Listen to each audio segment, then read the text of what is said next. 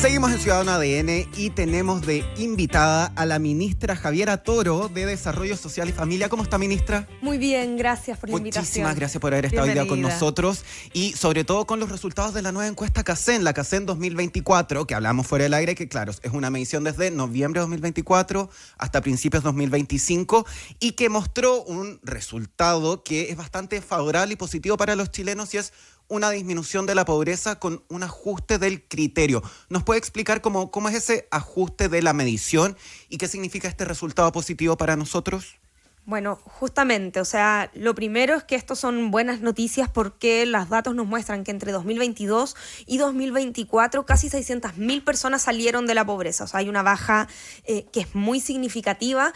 La cifra del año 2024 es 17,3% de población en situación de pobreza y el año 2022 era de 20,5%. Pero todo esto justamente con la nueva metodología porque además de los datos de pobreza, lo que entregamos son datos con una nueva metodología que es más exigente. Entonces, con la metodología 2024, que nos pone una vara más exigente como país, esas son las cifras y podemos mirar que la línea para atrás sigue descendiendo consistentemente. Pero si vamos a mirar la metodología antigua, también hicimos el ejercicio con la metodología que estaba vigente desde el año 2013, la pobreza el año 2022 era 6,5 y el año 2024 4,9. Por lo tanto, la tendencia es la misma, pero lo que hemos hecho al ajustar la metodología es elevar el estándar también. ¿Puede explicar cuál es la metodología y en qué consiste la actual y la que usaban antes? Bueno, primero hay tres tipos de conceptualizaciones de la pobreza. Tenemos la pobreza por ingresos, la pobreza multidimensional y con la nueva metodología se incorpora una nueva que es la pobreza severa, que son las personas que están simultáneamente en pobreza por ingresos y pobreza multidimensional. Para actualizar esta metodología, lo que hicimos fue que el año 2023 el presidente convocó una comisión asesora técnica muy transversal con distintas miradas y sensibilidades que nos hizo sugerencias de metodología de las cuales adoptamos la mayor parte de ellas. En materia de pobreza por ingresos se actualizaron por un lado los patrones de consumo porque al fijar la canasta básica de alimentos que sirve para determinar la línea de la pobreza se utiliza una encuesta que es la encuesta de presupuestos familiares que ve en qué gastan sus ingresos las familias y la encuesta que se estaba utilizando previamente era del año 2012, ahora la hemos actualizado al año 2021-2022, que es muy relevante porque por supuesto ha cambiado, o sea, el mundo del 2012 era muy distinto, no teníamos WhatsApp, una pandemia de por medio. Claro, una pandemia de por medio, a tope. por supuesto. Entonces esa es una de las grandes modificaciones que se hicieron. La otra es que se avanza hacia una canasta básica alimenticia saludable y lo que se hace es que se eliminan de la canasta básica alimentaria el 50% de los alimentos ultraprocesados. Entonces eso también sube el estándar. Por ejemplo, Claro. Por ejemplo, hay un listado de alimentos ultraprocesados y más que eliminar cada uno de ellos, lo que hace la encuesta de presupuestos familiares es que nos permite ver qué cosas están comprando las familias, ¿ya? Y con eso, con algunas cuestiones técnicas, por ejemplo, se sacan de ahí las que compran solo menos del 10% de la población, para que sea más o menos representativa de una canasta tipo, ¿cierto? Y utilizando el listado de alimentos ultraprocesados, se eliminan justamente el 50%, lo representativo, el 50% de ese precio, de la suma de esos precios. Por otro lado, también se termina con el alquiler imputado, que era una discusión técnica que se daba y era un ingreso como ficticio que se imputaba en los hogares de propietarios y que son todas definiciones muy técnicas pero que inciden en la manera en que nos miramos. Y por otro lado, también se modificó la metodología de la pobreza multidimensional, se hizo más exigente y la pobreza multidimensional nos permite evaluar distintos tipos de carencia en educación, en salud, en trabajo, en vivienda y entorno y también en redes y cohesión social.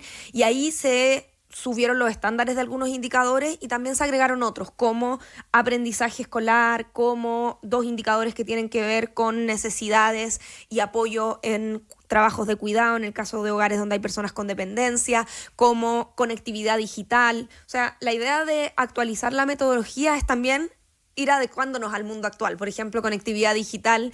Hoy día estamos hablando de que el Internet es un servicio público y por lo tanto, cuando pensamos en las carencias de la familia, lo identificamos como una carencia. Eso hace 15 años quizás no tenía el mismo sentido. Entonces, esa es un poco la lógica de entender que, por un lado, tenemos los nuevos datos, pero que estos datos además tienen una metodología más exigente. ¿Qué significa para Chile que el 17,3% de la población sea pobre? ¿Qué significa eso en términos de rol que tiene el Estado, que tiene el gobierno, de involucrarse con esas familias, de tratar de sacarlos de la pobreza pensando, como lo dice usted, una pobreza que no es solamente monetaria, sino que es multidimensional, cultural, educacional? ¿Cómo se tiene que proyectar para hacer el trabajo para tratar de lograr que la pobreza disminuya para básicamente darle mayor dignidad a las personas?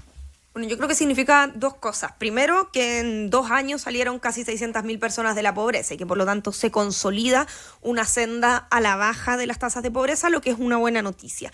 Pero sin duda también justamente elevamos la vara porque decimos aquí... hemos ido avanzando como país en la medida en que tenemos mayores niveles de desarrollo que podamos darnos más oportunidades, medirnos con un estándar más alto es bueno y por supuesto que preocupan las millones de personas que siguen en situación de pobreza. Nos habla de que hay brechas, de que hay desafíos por delante y además si uno ya se pone a hilar más fino, hay brechas que se mantienen, brechas de género, tenemos grupos etarios como niños, niñas y adolescentes que tienen tasas más altas de pobreza, personas pertenecientes a pueblos indígenas. Entonces, la encuesta también nos muestra lo que viene por delante. Y ahí yo creo que es relevante reconocer lo avanzado y ver que hemos emprendido un camino que está dando resultados. Se levanta muchas veces una dicotomía como entre crecimiento y protección social, que solo con el crecimiento vamos a sacar a las personas de la pobreza o que otros no se preocupan del crecimiento y solo quieren dar más bonos y subsidios. Esa es una falsa dicotomía.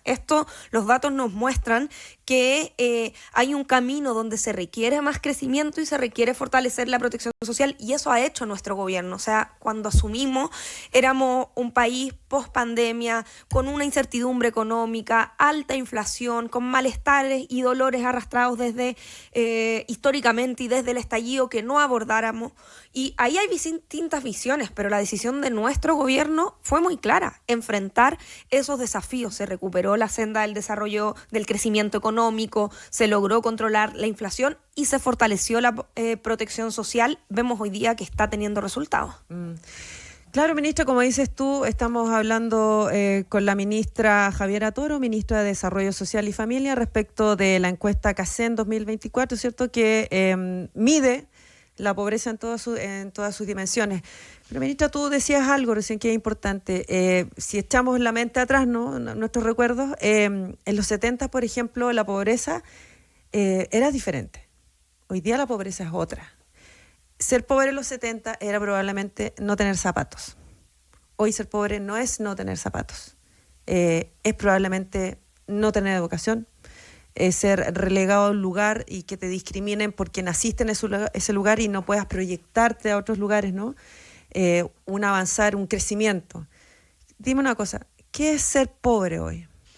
Bueno, justamente esa reflexión que tú planteas es lo que nos llevó a mejorar la metodología, porque podríamos habernos quedado con la metodología antigua y quizás estar dando cifras como el 4,9%, pero creemos que eso sería poco exigente con lo que somos hoy día. Y por eso, si hace décadas no tener zapatos era suficiente, hoy día eso sería una vara muy baja. Claro. Por lo tanto, cuando la comisión define o nos sugiere definir la metodología de pobreza, nos indica distintos elementos. En el caso de la pobreza por ingresos, se define en torno la línea de la pobreza en relación a la canasta básica de alimentos. Entonces, lo que hablaba ser pobre es una familia que no tiene los ingresos suficientes para adquirir una canasta básica de alimentos y, por supuesto, siempre hay una proporción entre la canasta básica de alimentos y la línea de la pobreza porque también se necesita techo, se necesitan otro tipo de bienes. Y en el caso de la pobreza multidimensional, estamos hablando de que se identifican carencias en 5 dimensiones y son 20 indicadores. Entonces, carencias que tienen que ver con la pobreza multidimensional. Estamos hablando, por ejemplo, en materia de educación, en asistencia escolar, escolaridad, aprendizaje escolar, que es una de las dimensiones nuevas que incorporamos, y también rezago escolar. Entonces, carencias en esas dimensiones, por ejemplo, en alguno de esos indicadores, da cuenta de que consideramos a un hogar carente en términos multidimensionales. En salud, atención de salud, acceso a alimentos, apoyo en cuidado de personas con discapacidad, por mencionar algunos. En trabajo y seguridad social, ocupación, informalidad, o por ejemplo la gente que no está trabajando por estar cuidando de manera no remunerada en el hogar, vivienda y entorno, el déficit y redes y cohesión social, apoyo, por ejemplo. Si tengo una pregunta tiene que ver con que si tengo a alguien fuera del hogar que me eche una mano. Esas dimensiones también, claro, son hoy día, esos indicadores son carencias que se evalúan a través de la pobreza multidimensional. Entonces, tiene un poco que ver con lo que consideramos, ¿no?, una vida digna, que es lo que nos debemos también como sociedad. Ministra, ya hemos enfatizado en que, claro, son resultados positivos para el país lo de la nueva CACEN, esta disminución, 600.000 personas menos en pobreza, es un tremendo resultado, pero a pesar de eso hay unos subgrupos que sí han visto aumentados sus niveles de pobreza, o sea, tenemos adultos mayores que pasaron del 15,3 al 16,4, también pueblos indígenas 13,1 a 14,1 y personas en situación de discapacidad del 13,6 al 16,5%. En esos grupos, ¿qué se debe hacer? ¿Potenciar más el gasto social? ¿Hay que aclarar algo con eso? ¿Qué tenemos que hacer con esos grupos que en estos datos podemos ver que haya aumentado un poco la pobreza? Quiero aclarar ahí, ningún grupo ha aumentado la pobreza. Prácticamente todos han disminuido la pobreza o no han tenido variaciones estadísticamente significativas. Entonces, eso es lo primero. Y la información que publica ahí la portada del Cuerpo C del Mercurio es falsa, que habla de que la pobreza multidimensional habría subido en adultos mayores, personas con discapacidad y pueblos indígenas. Esos datos son falsos. La verdad que en personas mayores la pobreza multidimensional disminuyó de 16,3 a 14,9. En personas pertenecientes a pueblos indígenas disminuyó de 26,3 a 23,8 y en personas con discapacidad no varió y es bastante alta, hay que reconocerlo. Entonces, en personas con discapacidad el porcentaje es 27,4, un porcentaje de bastante preocupación. Entonces, lo primero que nos muestra la encuesta es que todavía persisten brechas, que hay desafíos, que hay grupos que requieren una mayor atención. Pero hablemos con los datos como son, porque esa información no es correcta. La noticia buena es que en todos los grupos desciende y probablemente hay grupos en los que tenemos que fortalecer más la política pública. Personas con discapacidad, niños, niñas y adolescentes, personas pertenecientes a pueblos originarios, son grupos que requieren mayor atención. Claro, ministra. Bueno, por supuesto, tú aclaras que esta información, a juicio de ustedes, son datos errados los que entrega la portada del Cuerpo C del Mercurio de hoy, ¿no? Pero sin embargo, ministra, la cantidad de pobres que hay en Chile en realidad es una cifra que, como decías tú, llama a la reflexión, porque uno puede estar dando cifras, datos, pero en rigor hay 3 millones de pobres. Sí, es una cifra... Hay 3 millones de pobres en una población, nosotros estamos hoy día en 18,5 millones de chilenos y 3 millones de ellos son pobres, es decir, según tus las nuevas formas de catalogar la pobreza, incluso son pobres. Sí, es una cifra que por supuesto llama a la reflexión. O sea, nosotros creemos que es importante valorar positivamente la disminución de la pobreza y la disminución en todos los grupos humanos, pero hacerlo sin autocomplacencia, porque queda mucho camino por delante. Que se toma un poco como una cifra que está a 3 millones, pero lo noto como que está muy fría todavía, como que no se le toma el peso, que en realidad puede ser más o un poquito menos, pero son 3 millones de compatriotas que están en la pobreza. Efectivamente, 3,4 de hecho, lamentablemente. Yo creo que eso fue un poco lo que quisimos hacer cuando actualizamos la metodología, porque tenemos buenos índices y eso es bueno, pero también es verdad que conocemos Chile y veíamos que esos buenos índices no estaban quizás reflejando tan adecuadamente la realidad de muchas familias que tienen dificultad para llegar a fin de mes, que tienen otro tipo de carencias. Por lo tanto, como señalaba al principio, o sea, lo valoro, creo que es una noticia innegablemente positiva que disminuya y que 600.000 personas salgan de la pobreza en 2 años, pero que todavía haya 3,4 millones de personas en situación de pobreza, que haya 7 deciles de la población que tienen ingresos bajo el promedio, que haya brechas de género. Por supuesto que son temas que tenemos que abordar y por eso yo espero que estos datos se tomen también para una reflexión profunda y construyamos políticas públicas basadas en la evidencia. Aquí hay un camino que se ha emprendido que está dando resultados claros. Entonces, cuando se levantan dicotomías como la dicotomía entre crecimiento y protección social, preocupa que por un sesgo ideológico se debilite uno de los componentes que está dando resultados justamente cuando todavía tenemos tantos desafíos por delante. Justo con eso le quería preguntar porque, claro, estamos en el periodo bisagra de cambio de gobierno, o sea, son el último mes y medio, 2 meses de este gobierno, luego viene el otro, y que en la campaña se habló de esta famosa disminución de los 6.000 millones, que mucha gente preocupada porque se veían amenazados probablemente gasto social. En ese sentido, usted como ministra y en esta última patita de la carrera de ser ministra, ¿cómo está haciendo el trabajo para tratar de asegurar que todo lo que ha trabajado y las políticas que están mostrando efecto en la disminución de la pobreza puedan continuar frente a la posible llegada de un gobierno en que en esta dicotomía crecimiento económico, gasto social, tal vez no se ve muy claro, se ve como que existiera una dicotomía, siendo que son cosas que tienen que trabajar en conjunto? Bueno, por supuesto, esto ya será responsabilidad de las siguientes autoridades, pero yo creo que información como la que muestra la encuesta de CACEN, que es fiable, que es algo que damos por sentado, pero no todos los países cuentan con un instrumento tan sólido como este, es relevante para la definición de lo que viene, porque efectivamente se ha hablado en su momento de un recorte fiscales de 6.000 millones de dólares, que es casi 4 veces el Ministerio de Desarrollo Social, y los datos nos muestran que todavía tenemos que fortalecer la política cuando hablamos de niños, niñas y adolescentes, cuando hablamos de personas con discapacidad, cuando hablamos de cuidadores, cuando hablamos de personas indígenas. Por lo tanto, yo ahí invito que el debate, por supuesto, aquí hay muchas interpretaciones, muchas visiones de política pública, pero hay datos que son muy claros y por lo tanto, ojalá que no se desande una senda que está dando efectivamente resultados. Hay cuestiones que este gobierno ya dejó encaminadas y que la encuesta CACEN no alcanzó a medir y que por lo tanto en los siguientes años debiese reflejarse.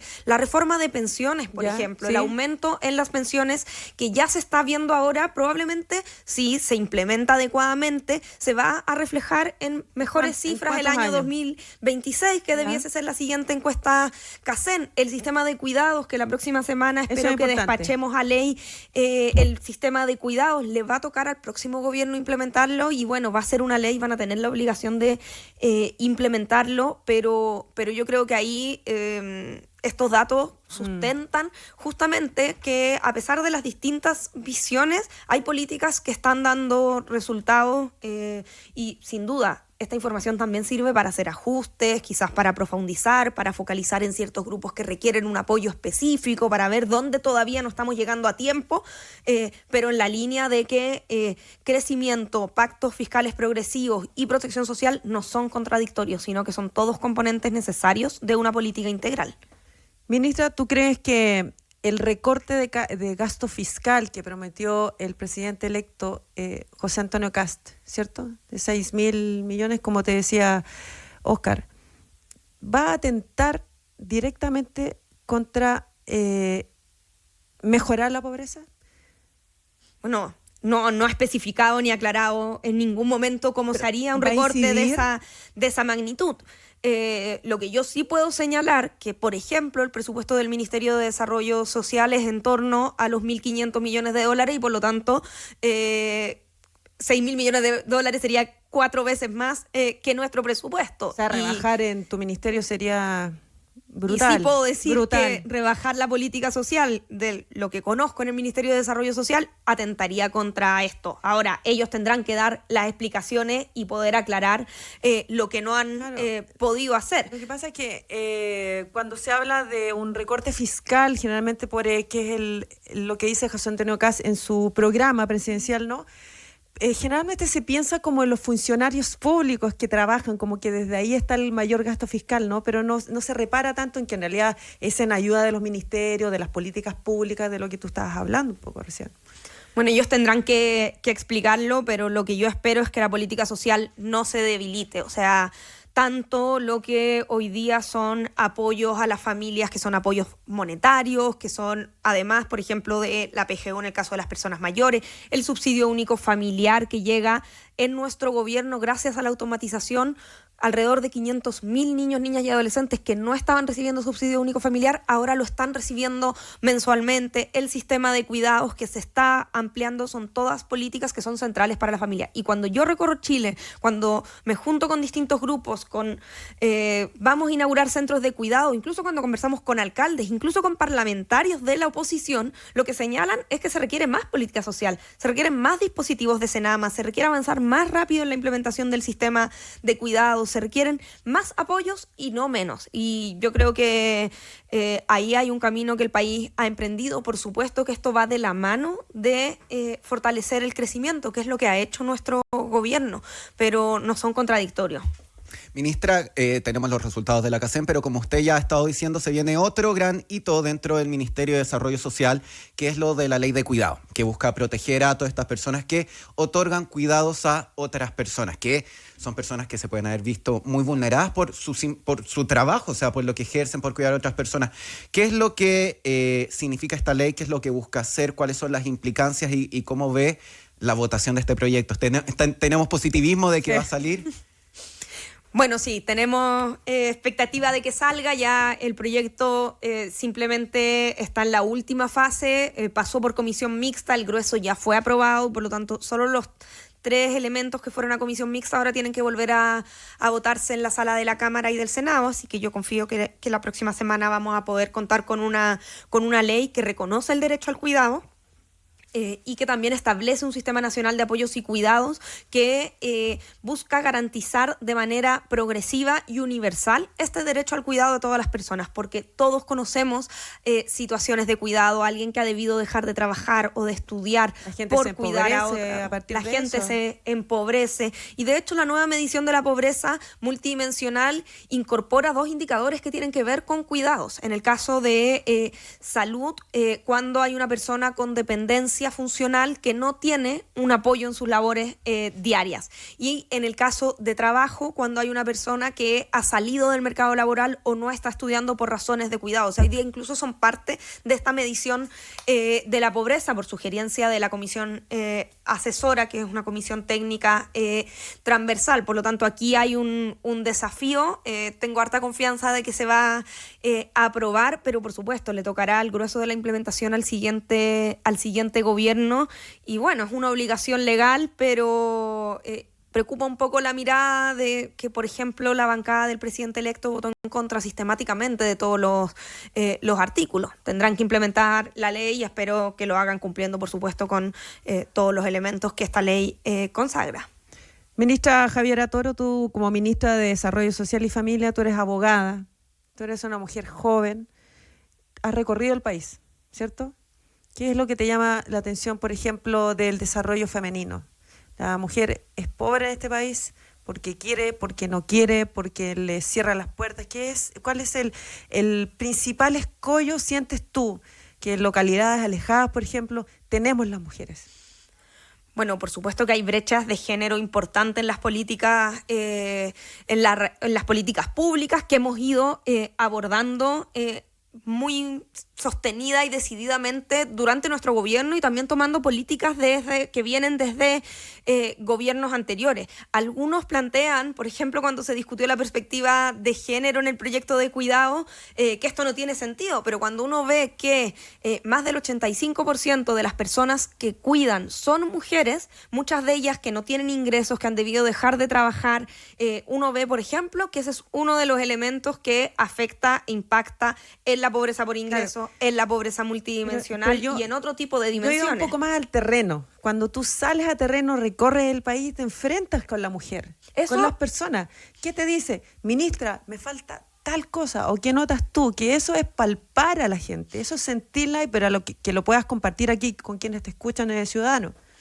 Justamente eso que te mencionaba, son distintas dimensiones, pero la de cuidado es una muy fuerte en todas partes de Chile, y diría que incluso en todos los sectores socioeconómicos, y en prácticamente todas las familias me encuentro con mujeres que que están muy solas, que gracias a que hoy día estamos hablando de cuidados podemos mencionarlo, porque además es un tema que produce mucha culpa. Muchas veces, la mayoría de las veces, cuidamos a alguien a quien queremos mucho. Lamentablemente hay casos en que eso ni siquiera por una obligación social se cuida incluso a alguien que no es tan así. Por ejemplo, un caso muy concreto que estuvimos con una señora mayor que nos contó que ella cuidaba a su ex marido, que había enfermado y había entrado en una situación de dependencia cuando ellos estaban separándose. Llevaba más de 15 años cuidándolo, con lo que eso significaba, sin ingresos, sin posibilidad de trabajo externo, perdiendo sus redes de apoyo, sus redes familiares, y ella no lo decía, francamente, con tanto cariño hacia esa persona con dependencia, pero lo decía que lo hacía por amor a sus hijos, para que sus hijos no tuvieran que hacerse cargo de esa situación. Entonces, es una carga muy pesada, que produce mucha culpa y que ha estado invisibilizada por demasiado tiempo. Y también vemos que ya el reconocimiento ha sido importante, que estar avanzando en las políticas públicas es importante para ello, pero queda mucho por delante. Hay otros aspectos que también son, que no son directamente del ministerio, pero que han sido políticas centrales durante este gobierno, como la ley Papito Corazón. O sea, tantas familias, sobre todo sostenidas, muchas de ellas por mujeres que no estaban recibiendo aquello a lo que tienen derecho. Entonces todavía persisten muchas de estas brechas, pero hay políticas que las han ido abordando, pero falta profundizarlas sin duda. Ministra, antes de terminar, le quería preguntar más en lo personal. ¿Cómo se siente cerrar un gobierno? ¿Cómo se siente como terminar la carrera dentro de un ministerio, terminar las tareas, dejar la posta hecha para el siguiente gobierno, quien vaya a tomar ahora el Ministerio de Desarrollo Social? ¿Cómo se siente usted también con la labor que ha desarrollado durante este tiempo? Bueno, la evaluación yo creo va a corresponder a hacerla también finalizando el periodo, pero ha sido bien lindo trabajar en el ministerio, bien desafiante. Uno muchas veces ve realidades que son difíciles, a veces es frustrante no poder avanzar más rápido, pero también es gratificante cuando uno ve logros concretos, como que hoy día tenemos oficinas locales de la niñez en todas las comunas de Chile, que estamos ampliando el sistema de cuidados, que las políticas han tenido efectos en la reducción de la pobreza. Entonces, toda esa realidad, la verdad es que es bastante, en lo personal también es gratificante, pero uno siempre se queda con el gusto de que hay tanto más por hacer. Muchísimas gracias, ministra Javiera Toro, de Desarrollo Social y Familia, por haber estado hoy día con nosotros. Toda la suerte en este fin de gobierno. Si usted le va bien, nos va bien a todos. Así que muchísimas gracias por acompañarnos. Muchas gracias, buen día. Que vaya muy bien.